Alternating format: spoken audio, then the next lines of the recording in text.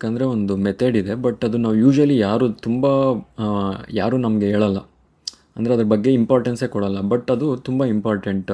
ಯಾವುದೇ ಕಂಪ್ನಿಗೆ ಇನ್ವೆಸ್ಟ್ ಮಾಡಬೇಕಂದ್ರೆ ನಾವು ಸುಮ್ಮನೆ ಜಸ್ಟ್ ಬ್ಲೈಂಡಾಗಿ ಅವ್ರ ಮಾತು ಇವ್ರ ಮಾತು ಕೇಳಿ ಇನ್ವೆಸ್ಟ್ ಮಾಡ್ತೀವಿ. ಇಲ್ಲಾಂದರೆ ಜಸ್ಟ್ ಚಾರ್ಟ್ಸ್ ನೋಡಿ ಅಲ್ಲೂ ಇಲ್ಲೂ ನೋಡಿ ಏನೋ ಒಂದು ನ್ಯೂಸಲ್ಲಿ ಕೇಳಿ ಎಲ್ಲೋ ಒಂದು ಹತ್ರ ಕೇಳಿ ಈ ಥರ ಇನ್ವೆಸ್ಟ್ ಮಾಡ್ತೀವಿ. ನಾವು ಬೈ ಮಾಡ್ತೀವಿ. ಬಟ್ ನಮಗೆ ಬೈ ಮಾಡೋದು ಈಸಿ. ಮತ್ತು ಅದನ್ನು ಸೆಲ್ ಮಾಡಬೇಕಾ ಬೇಡವಾ, ಇನ್ನೂ ಮೇಲಕ್ಕೆ ಹೋಗುತ್ತೆ ಇಲ್ಲಾಂದರೆ ಕೆಳಗೆ ಬಂದುಬಿಡುತ್ತಾ ಪ್ರೈಸು, ಈ ಥರ ಎಲ್ಲ ತುಂಬ ಕನ್ಫ್ಯೂಷನ್ಸ್ ಇರುತ್ತೆ. ಈ ಕನ್ಫ್ಯೂಷನ್ಸ್ ಎಲ್ಲ ಕ್ಲಾರಿಟಿ ಬರಬೇಕಂದ್ರೆ ಒಂದೇ ಮೆಥಡ್ ಇರೋದು, ಅದು ಕಂಪ್ನಿ ಕಾಲ್ ನಡೆಸುತ್ತೆ. ಅಂದರೆ ಕಾಲ್ ಅಂದರೆ ಏನು ಅಂದರೆ ಕಾನ್ಫರೆನ್ಸ್ ಕಾಲ್. ಕಂಪ್ನಿ ಯಾವುದೇ ಕಂಪ್ನಿ ನೀವು ತೊಗೊಂಡ್ರೂ ಒಂದು ಕಾನ್ಫರೆನ್ಸ್ ಕಾಲ್ ನಡೆಸುತ್ತೆ. ಎವ್ರಿ ಕ್ವಾರ್ಟರ್ಸು ಎವ್ರಿ 3 months ಒಂದು ಕಾನ್ಫರೆನ್ಸ್ ಕಾಲ್ ನಡೆಸುತ್ತೆ. ಆ ಕಾನ್ಫರೆನ್ಸ್ ಕಾಲಲ್ಲಿ ಕಂಪ್ನಿ ನಮ್ದು ಹೆಂಗೆ ಗ್ರೋತ್ ಇರುತ್ತೆ ಮುಂದೆ ಅವ್ರದ್ದು ಗ್ರೋತ್ ಡ್ರೈವರ್ನ ಪ್ರೊಜೆಕ್ಟ್ ಮಾಡ್ತಾರೆ. ಹೇಗೆ ಮುಂದೆ ಕಂಪ್ನಿ ಗ್ರೋತ್ ಇರುತ್ತೆ ಮತ್ತು ಹೇಗೆ ಪ್ರಾಫಿಟ್ಸ್ ಬರುತ್ತೆ, ಎಲ್ಲ ಥರದಂಥ ಇನ್ಫಾರ್ಮೇಷನ್ ಅವ್ರು ಕೊಡ್ತಾರೆ. ಹೆಂಗೆ ಡಿಮ್ಯಾಂಡ್ ಇದೆ, ಹೇಗೆ ನಮಗೆ ಮುಂದಕ್ಕೆ ಕೆಪ್ಯಾಸಿಟಿನ ಹೇಗೆ ಇಂಪ್ರೂವ್ ಮಾಡ್ತೀವಿ, ಎಲ್ಲ ರೀತಿಯಂಥ ಇನ್ಫಾರ್ಮೇಷನ್ ಅವ್ರ ಕಂಪ್ನಿಯವ್ರು ಕೊಟ್ಟಿರ್ತಾರೆ. ಬಟ್ ನಾವು ಯಾರೂ ನೋಡಲ್ಲ. ಬಟ್ ಜಸ್ಟ್ ನಾವು ಸುಮ್ಮನೆ ಸ್ಟಾಕ್ ಪ್ರೈಸ್ ನೋಡ್ತೀವಿ, ಇಲ್ಲಾಂದರೆ ನಾವು ರ್ಯಾಂಡಮ್ ಚಾರ್ಟ್ಸ್ ನೋಡಿಬಿಟ್ಟು ನಾವು ಇನ್ವೆಸ್ಟ್ ಮಾಡಿಬಿಡ್ತೀವಿ. ಬಟ್ ಮೇಯ್ನ್ ದೊಡ್ಡ ಇನ್ವೆಸ್ಟರ್ಸ್ ಎಲ್ಲ ಏನು ಮಾಡ್ತಾರೆ ಅಂದರೆ, ಅವರು ಈ ಸಿಂಪಲ್ ನಾವು ರೀಟೇಲ್ ಇನ್ವೆಸ್ಟರ್ಸು ನಾವು ಇದನ್ನು ನೋಡೋಕ್ಕೆ ಹೋಗಲ್ಲ, ಓದೋದು ಇಲ್ಲ. ಇದು ಜಸ್ಟ್ ಸಿಂಪಲ್ ಥಿಂಗ್. ನೀವು ಕಂಪ್ನಿ ಬಗ್ಗೆ ಏನೇ ತಿಳ್ಕೊಬೇಕಂದ್ರೂ screener.in ಬಂದು, ಇವಾಗ ಫಾರ್ ಎಕ್ಸಾಂಪಲ್ ಒಂದು ಕಂಪ್ನಿ ಹೆಸರು ಗರ್ವಾರೆ ಹೈಟೆಕ್ ಅಂದ್ಕೊಳ್ಳಿ. ಗರ್ವಾರೆ ಹೈಟೆಕ್ ಫಿಲಮ್ಸ್ ಈ ಕಂಪ್ನಿ ಬಂದು ಮ್ಯಾನುಫ್ಯಾಕ್ಚರಿಂಗ್ ಕಂಪ್ನಿ. ಇದು ಏನು ಮಾಡುತ್ತೆ ಅಂದರೆ PPF ಮಾಡುತ್ತೆ. ಅಂದರೆ ಪೇಂಟ್ ಪ್ರೊಟೆಕ್ಷನ್ ಫಿಲಮ್ ಅಂತ. ಕಾರ್ ಮೇಲೆ ನಾವು ನೋಡ್ಬೋದು, ಕಾರ್ನ ಸ್ಕ್ರ್ಯಾಚ್ ಮಾಡಿದ್ರೆ ಏನು ಕಾಣಿಸ್ಬಾರ್ದು ಅಂತ ನಾವು ಒಂದು ಪೇಂಟ್ ಫಿಲಮ್ ಹಾಕ್ತೀವಿ. ಆ ಫಿಲಮ್ ಬಂದು ಇದೇ ಕಂಪ್ನಿ ಮ್ಯಾನುಫ್ಯಾಕ್ಚರ್ ಮಾಡೋದು. ಈ ಕಂಪ್ನಿ ಇದ್ರ ಬಗ್ಗೆ ಎಲ್ಲ ಇದು ಸಪ್ರೇಟ್ ವೀಡಿಯೋ ಮಾಡ್ತೀನಿ ಇದ್ರ ಬಗ್ಗೆ ಎಲ್ಲ.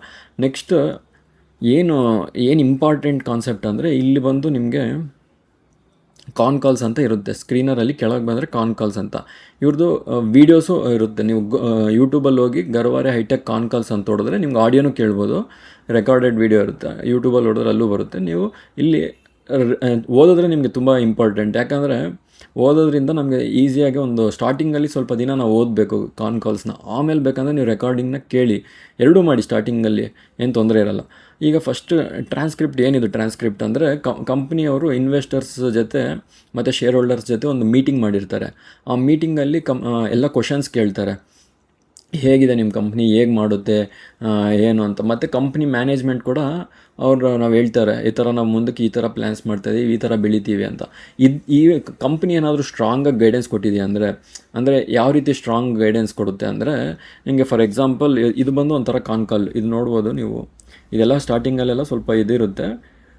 ಅವ್ರ ಕಂಪ್ನಿ ಬಗ್ಗೆ ಮ್ಯಾನೇಜ್ಮೆಂಟ್ ಯಾರು, ಮಾಡ್ರೇಟರ್ ಯಾರು ಅಂತೆಲ್ಲ ಇರುತ್ತೆ. ನೋಡ್ಬೋದು ನೀವು ಇಲ್ಲಿ ಕಂಪ್ನಿಯವ್ರ ಜೊತೆ ಕ್ವಶನ್ಸ್ ಎಲ್ಲ ಕೇಳಿರೋದು, ಮತ್ತು ಅವ್ರ ಕಂಪ್ನಿ ಮ್ಯಾನೇಜ್ಮೆಂಟ್ ಮಾತಾಡಿರೋದು, ಇದರದ್ದೆಲ್ಲ ಇನ್ಫಾರ್ಮೇಷನ್ ನಿಮಗಿರುತ್ತೆ. ನೋಡಿ ಇಲ್ಲಿ ನೀವು ನೋಡಿದ್ರೆ 22 ಶೀಟ್ಸ್ ಇದೆ. ಅಂದರೆ 22 ಪೇಜಸ್ ನೀವು ನೋಡಬೇಕು.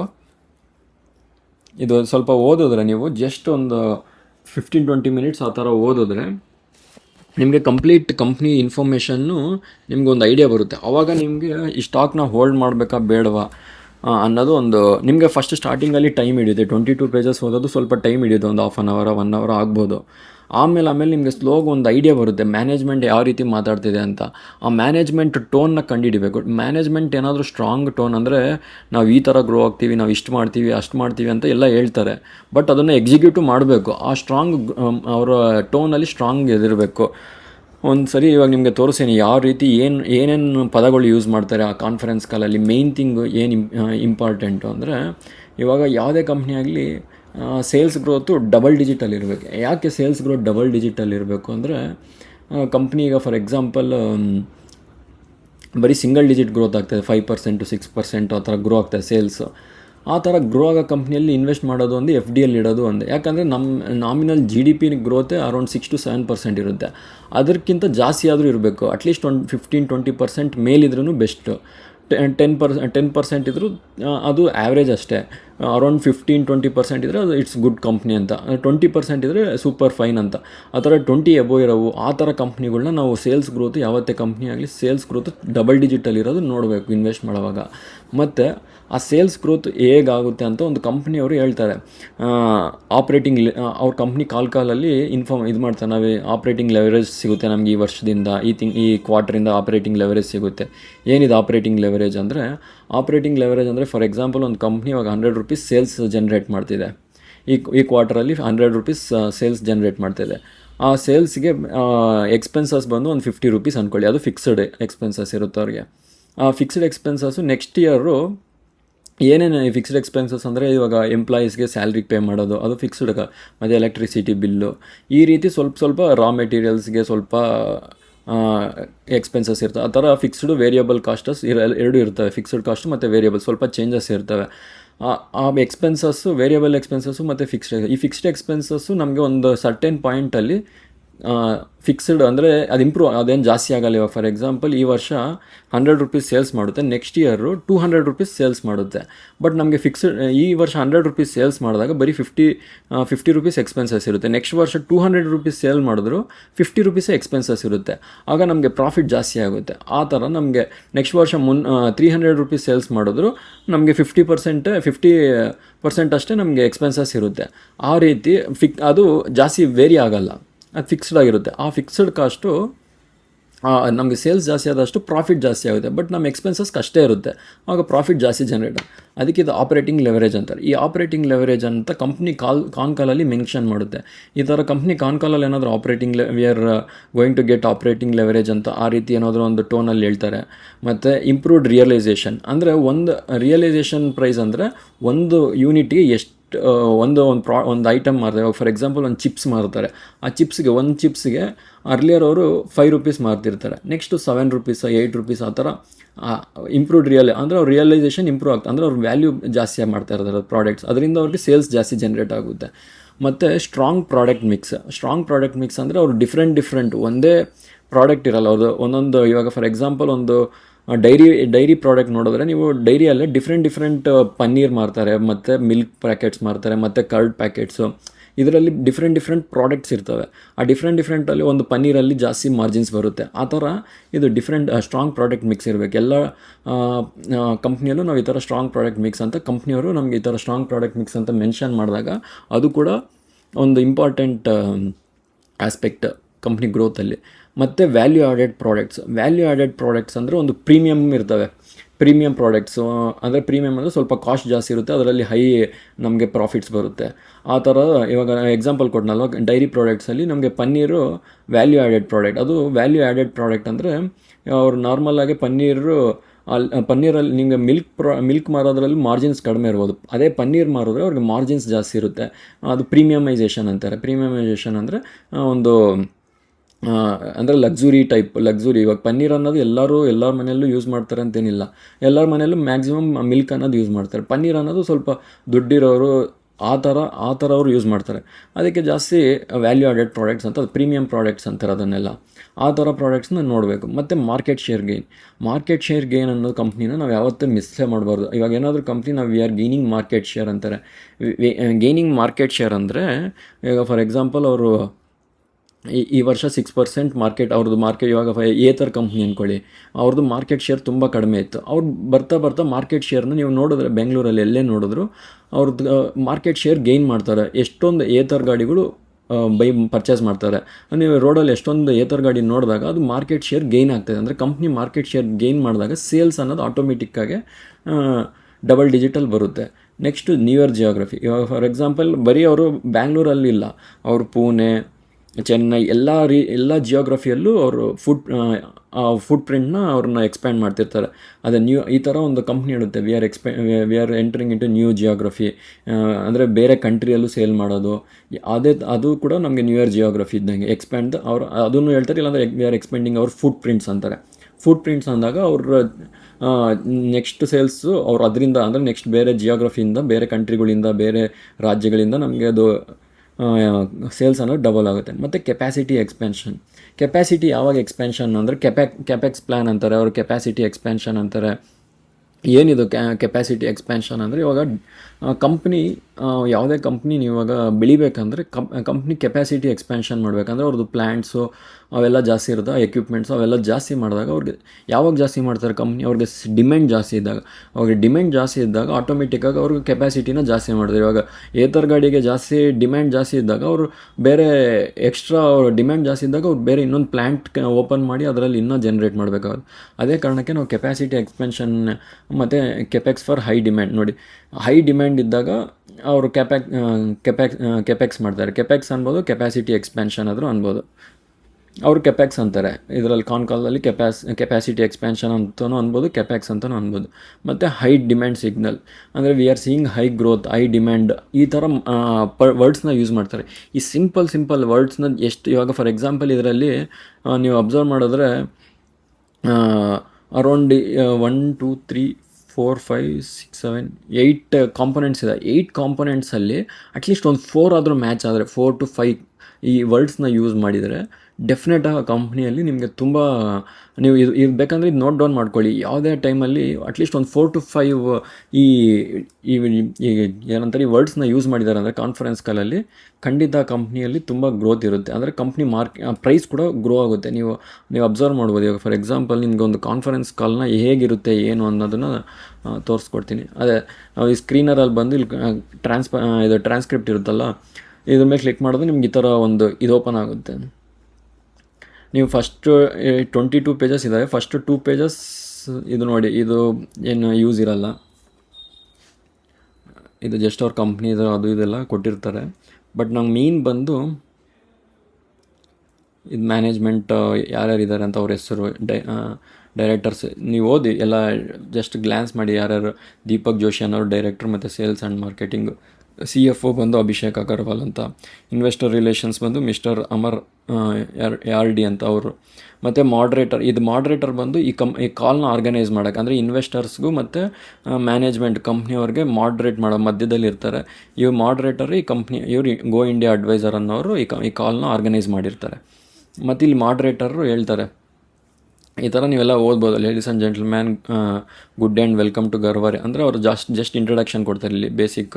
ಮತ್ತು ಥ್ಯಾಂಕ್ ಯು ಮಾರ್ನಿಂಗ್, ಮತ್ತು pleasure to welcome you on behalf of thank you. ಇಲ್ಲಿ ನೋಡ್ಬೋದು, ಇಲ್ಲಿ ದೀಪಕ್ ಜೋಶಿ ಅನ್ನೋರು. ಇವ್ರು ದೀಪಕ್ ಜೋಶಿ ಅನ್ನೋರು ಯಾರು ಅಂದರೆ ನಿಮ್ಗೆ ಇಲ್ಲಿ ಗೊತ್ತಾಗುತ್ತೆ.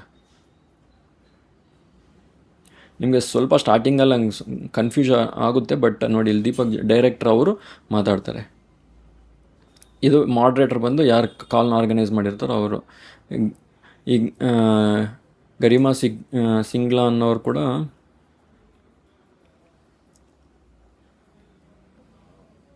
ಕೂಡ ಮಾಡ್ರೇಟ್ರೇ ಅನಿಸುತ್ತೆ. ಅವರೇ ಮಾಡ್ರೇಟರ್ ಹೆಸರೇ ಗರಿಮಾ ಸಿಂಗ್ಲಾ ಅನ್ನೋರು.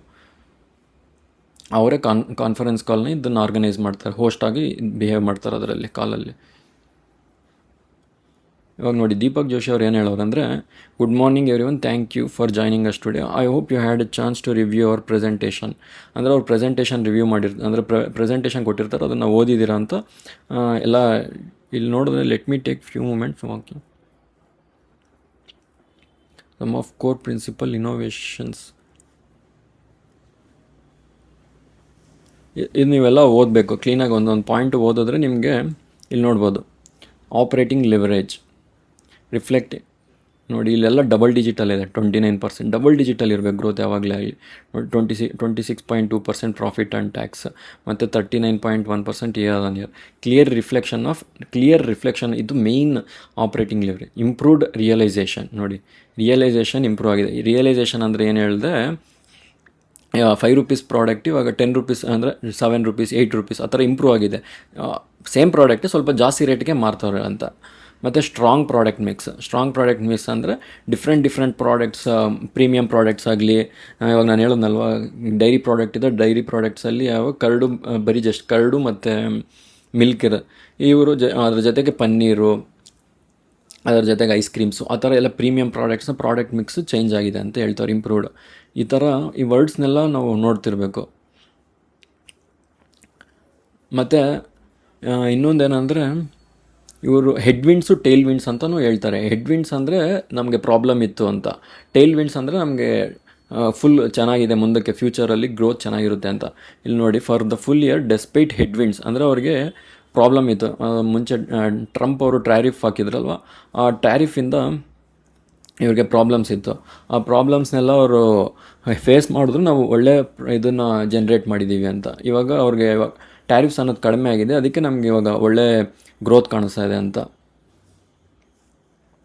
While navigating near-term challenges, we remain equally focused on building for the future. We continue to strengthen our value-added product. ನೋಡಿ ಹೇಳಿದ್ನಲ್ಲ, ವ್ಯಾಲ್ಯೂ-ಆಡೆಡ್ ಪ್ರಾಡಕ್ಟ್ಸು. ಮತ್ತು ಈ ಥರ ವರ್ಡ್ಸ್ ಒಂದು 4-5 words. Strong growth, we are seeing strong growth, we are expanding our footprints. ಇಲ್ಲಿ ನೋಡಿದ್ರೆ ನೀವು deepen our market presence across, market share gain ಮಾಡೋದು, ಇಲ್ಲಾಂದರೆ ಮಾರ್ಕೆಟ್ ಪ್ರೆಸೆನ್ಸ್. ಮತ್ತು ಇಂಟರ್ನ್ಯಾಷ್ನಲ್ಲು ಮತ್ತು ಡೊಮೆಸ್ಟಿಕ್, ಅಂದರೆ ನಾನು ಹೇಳಿದ್ನಲ್ವ, ಡೊಮೆಸ್ಟಿಕ್ಕಲ್ಲೂ ಮತ್ತು ಇವರು ಇಂಟರ್ನ್ಯಾಷ್ನಲ್ಲಿ ಮಾರ್ಕೆಟ್ ಪ್ರೆಸೆನ್ಸ್ನ ಇಂಪ್ರೂವ್ ಮಾಡ್ತವ್ರೆ. ಸ್ಟ್ರಾಂಗ್, ಈ ಥರ words, strong traction in US and UK, ಅಂದರೆ ವಿ ಆರ್ ಅವರ distribution competition reflecting superior quality of our products, ಅನ್ಮ್ಯಾಚ್ಡ್ distribution network. ಈ ರೀತಿ ವರ್ಡ್ಸ್ನೆಲ್ಲ ಯೂಸ್ ಮಾಡ್ತಿರ್ತಾರೆ. Strong, we are confident. ಈ ಪದಗಳನ್ನ ಒಂದು 4-5 ಪದಗಳು ಇರ್ತವೆ. ಆ 4-5 ಪದಗಳನ್ನ ನಾವು ನೋಡಿಕೊಂಡೆ ನಾವು ಇನ್ವೆಸ್ಟ್ ಮಾಡಿದ್ರು ಈಸಿಯಾಗಿ ನಾವು ಇದರಲ್ಲಿ ಮಾರ್ಕೆಟಲ್ಲಿ ಸಸ್ಟೈನ್ ಆಗ್ಬೋದು. ನೋಡಿ, strengthening our enhancing our over market reach. ನೋಡಿ, ಓವರಾಲ್ ಮಾರ್ಕೆಟ್ ರೀಚ್ ಅಂದರೆ ಮಾರ್ಕೆಟ್ ಶೇರ್, ರೀಚ್ ಅಂದರೆ ಅವರು ಪ್ರೆಸೆನ್ಸ್ ಎಲ್ಲ ಕಡೆ ರೀಚ್ ಮಾಡ್ತವ್ರೆ ಅಂತ. ಮತ್ತು continued expansion the fast growing B2C segment and enhancing our overall market. ಇಲ್ಲಿ ನೋಡ್ಬೋದು, we further expanded our domestic footprint. ಮುಂಚೆ ಇತ್ತು, ಬಟ್ ಇನ್ನೂ ಫರ್ದರ್ ಎಕ್ಸ್ಪ್ಯಾಂಡ್ ಮಾಡ್ತಾರೆ ಫುಟ್ ಪ್ರಿಂಟ್. ಅಂದರೆ ಅದು ಹೇಳಿದ್ನಲ್ವ, ಮಾರ್ಕೆಟ್ ಇದು ಎಕ್ಸ್ಪ್ಯಾನ್ಷನ್ನು, ಅದೇ ಇದು market domestic onboarding 4 large OEM in automotive segment. ಈ ರೀತಿ ಮೇನ್ ನೋಡಿ, globally we expanded our footprints, global ಆಗು ಮತ್ತು ಇವ್ರು ಎಕ್ಸ್ಪ್ಯಾಂಡ್ ಮಾಡ್ತಾರೆ. ಈ ಥರ ವರ್ಡ್ಸ್ನ ಯೂಸ್ ಮಾಡಿಕೊಂಡು ನಾವು ಇನ್ವೆಸ್ಟ್ಮೆಂಟನ್ನು ಅಟ್ಲೀಸ್ಟ್ ನಾವು ಒಂದು 5 to ಇವಾಗ ನಾನು ಒಂದು 7 to 8 ಪಾಯಿಂಟ್ಸ್ ಹೇಳಿದ್ನಲ್ಲ, 7 to 8 ಪಾಯಿಂಟ್ಸಲ್ಲಿ ಅಟ್ಲೀಸ್ಟ್ ಒಂದು 5 ಪಾಯಿಂಟ್ಸ್ ಆದರೂ ಮ್ಯಾಚ್ ಆಗಬೇಕು. 5 ಪಾಯಿಂಟ್ಸ್ ಆದರೂ ಮ್ಯಾಚ್ ಆದರೆ we are seeing good growth. ಈ ಥರ ವರ್ಡ್ಸ್ನೆಲ್ಲ ಯೂಸ್ ಮಾಡ್ತಿರ್ತಾರೆ. ಇಲ್ಲಿ ನೋಡಿದ್ರೆ next, as we look high value innovation led segments, ಅಂದರೆ ಇದೊಂಥರ value added products, premium products. ಇದನ್ನೆಲ್ಲ ಓದಿದ್ರೆ ನಿಮ್ಗೊಂದು ಐಡಿಯಾ ಬರುತ್ತೆ. ಜಸ್ಟ್ ಅಟ್ಲೀಸ್ಟ್ ನಾವು ಬೇಸಿಕ್ ಥಿಂಗ್ ಏನು ಮಾಡಬೇಕಂದ್ರೆ, ಕಂಪ್ನಿ ಮ್ಯಾನೇಜ್ಮೆಂಟ್ ಏನು ಮಾತಾಡುತ್ತೆ ಅದ್ರ ಬಗ್ಗೆ ನಾವು ಸ್ವಲ್ಪ ಕೇಳಿದ್ರೆ. ನೋಡಿ, ಇದು ಅಭಿಷೇಕ್ ಅಗರ್ವಾಲ್ ಅನ್ನೋರು CFO. ಅವರು ಹೇಗೆ ಕಂಪ್ನಿ ಪರ್ಫಾರ್ಮ್ ಮಾಡಿದೆ, 39% to 23%, ಈ ಥರ ಡಬಲ್ ಡಿಜಿಟ್ಸಲ್ಲಿ ಗ್ರೋತ್, 16%, ಈ ಥರ ಎಲ್ಲ ಡಬಲ್ ಡಿಜಿಟ್ಸಲ್ಲಿ ಗ್ರೋತ್ ಆಗ್ತಾಯಿದೆ. ನೆಕ್ಸ್ಟ್ ನೋಡಿ, ಇವಾಗ ಇಂಡಿವಿಜುವಲ್ ಒಬ್ಬೊಬ್ಬರೇ ಕ್ವಶನ್ಸ್ ಕೇಳ್ತಾರೆ. Company sir, one bookkeeping question, for the full year what portion of revenue have come from sun control, ಅಂದರೆ ಯಾವ ಸೆಗ್ಮೆಂಟಿಂದ ಎಷ್ಟೆಷ್ಟು ರೆವಿನ್ಯೂಸ್ ಬಂದಿದೆ ಅಂತ. ಅವರು ಎಲ್ಲ ಡಬಲ್ ಡಿಜಿಟಲ್ಲಿ ಗ್ರೋತ್ ಹೇಳ್ತಾರೆ. ಇದು ಮೇಯ್ನ್ ಇಂಪಾರ್ಟೆಂಟ್ ಥಿಂಗ್. ನಾವು ಯಾವುದೇ ಕಂಪ್ನಿ, ಇವಾಗ ನೋಡಿ ಫಾರ್ ಎಕ್ಸಾಂಪಲ್ ಈ ಕಾನ್ಫರೆನ್ಸ್ ಈ ಕ್ವಾರ್ಟ್ರಲ್ಲಿ ಆಗಿದೆ. ಆ ಕ್ವಾರ್ಟ್ರಲ್ಲಿ ಆದಮೇಲೆ ನೀವು ನೋಡಿದ್ರೆ ಸ್ಟಾಕ್ ಪ್ರೈಸ್ ಯಾವ ರೀತಿ ಈ ಥರ ಗ್ರೋ ಆಗಿದೆ ಅಂತ. ಎಲ್ಲಿದ್ದಿದ್ದು ಈ ಸ್ಟಾಕ್ ಪ್ರೈಸು 29th ಏಪ್ರಿಲ್ ನೀವು 3,800 ರೂಪೀಸ್ ಇತ್ತು. ಯಾವಾಗ ಇದು ಮೇಯಲ್ಲೇನೋ ಕಾನ್ಫರೆನ್ಸ್ ಕಾಲ್ ಏನೋ ಆಗಿದೆ, ಇದು May 7th May 8th ಆ ರೀತಿ.